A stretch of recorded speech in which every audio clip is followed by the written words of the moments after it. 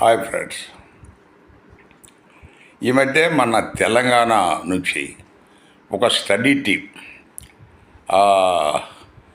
వినోద్ కుమార్ గారు ఎక్స్ఎంపీ, తర్వాత కొంతమంది జర్నలిస్టులు, ఇంకో కొంతమంది ఈ మనకు విద్యావేత్తలు చైనాలో 13 రోజులు ప్రయాణం చేసి వాళ్ళు ఒక మన ఇక్కడికి వచ్చిన తర్వాత వాళ్ళ అభిప్రాయాన్ని మీడియాలో షేర్ చేశారు.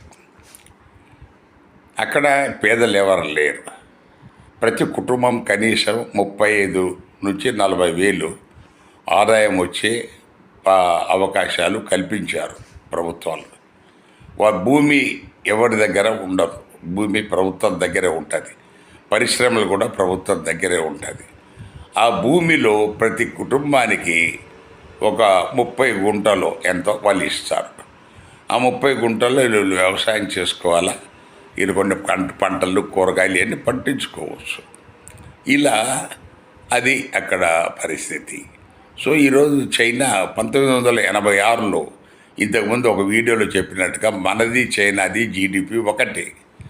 ఈరోజు మనకు చైనాకు సంబంధమే లేదు. వాళ్ళు మన నుంచి ఎన్నో రెట్లు అధికంగా ఉన్నారు.